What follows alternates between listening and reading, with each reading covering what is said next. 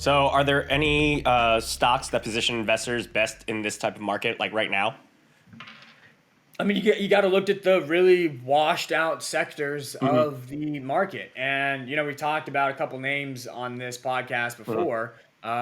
One of my favorites is SoFi. Hmm. Right now, and this podcast comes out on Wednesday. It's Tuesday, so you're going to hear about SoFi's earnings. But right now, this is just the ludicrousy of the market. Okay.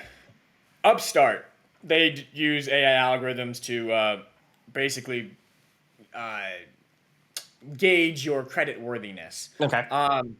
That company reported earnings last night.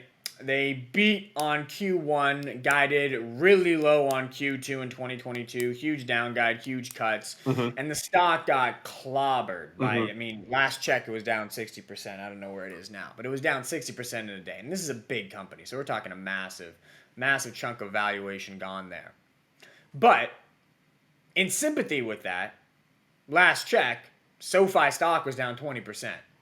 Like, that's pretty ludicrous to me. Like, I Hmm. get they're both fintech companies. Hmm. I get they both have exposure to loan activity. Hmm. But they're fundamentally distinct in different Yeah. businesses. Yeah. Upstart uses AI algorithms to price your creditworthiness. Hmm. SoFi is building an all-in-one digital banking application, of which loan activity is one vertical, but one of many verticals, and an increasingly small piece of the revenue pie over at SoFi.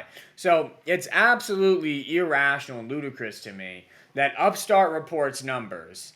It dropped 60%. And then in sympathy, SoFi, which has very little to do with Upstart, its stock drops 20% before they even reported earnings. Hmm. Now, that's not to say, again, when the podcast comes out, SoFi will have reported earnings. Maybe the numbers are great. Maybe the numbers are awful. Hmm. I'm not saying any comment about that. Yeah. What I'm commenting on is the simple irrationality that Hmm. people are extrapolating so much from so little. And Hmm. we saw this in the last go around with earnings with social media stocks. Yeah. I believe it was Facebook had an awful print, and all social media stocks tanked, including Snap stock. It dropped like 20 or 40% in a day. Hmm. And then Snap reported earnings after the bell, and they were nothing like Facebook's, and they were Hmm. super strong, and the stock popped like 50%.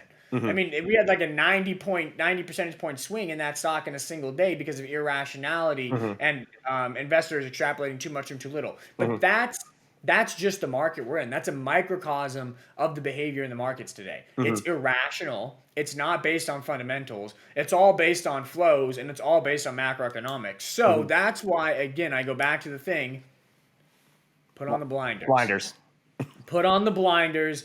Do not pay attention to all this noise. It's not going to make sense to you. As soon as you think you are starting to make sense of something, a wild card's going to appear and it's going to make no sense. Hmm. So, this is a nonsensical market. It is confusing. It is dangerous.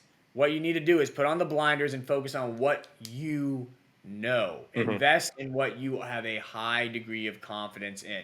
Whether that's 3D printing, whether that's space exploration, Hmm. whether that's electric vehicles, whether it's autonomous vehicles, maybe it's e-commerce, maybe it's fintech like SoFi. Find those categories that you believe in beyond any reasonable doubt. Those companies that you know are going to survive this upheaval and are going to Hmm. thrive long after it passes, because this is what crashes do, Hmm. folks. They arrive, they wreak havoc, and then they go away, and they don't come back for 10 years. Hmm. So keep that in mind. This too shall pass. It's a cliche saying, but it is so important to remind yourself of in these environments. So Hmm. again, blinders, blinders, blinders. And when I have my blinders on, I look at SoFi. Hmm. I love the stock. I Hmm. absolutely love the stock. Their Hmm. digital banking experience is supreme. It is fantastic. They continue to innovate and do cool new things with that application. They're going to disrupt all of banking. I firmly believe that. If I were to put $1 million down, I would say $1 million. SoFi is going to have 20 million members by 2030. Like, Hmm. my confidence there is beyond what I have in other stocks. Hmm. Therefore, as it keeps falling, blinders on, keep buying the dip, stick with it. I Hmm. think we're going to make a lot of money on that stock in the long run. Thanks for watching HGI Clips. For the full episode, head on over to our sister channel at Hypergrowth Investing by clicking the link in the description or listen to the podcast on any of your favorite streaming platforms. We make new episodes every Wednesday, so make sure to check it out and subscribe to never miss any of Luke's hypergrowth insights.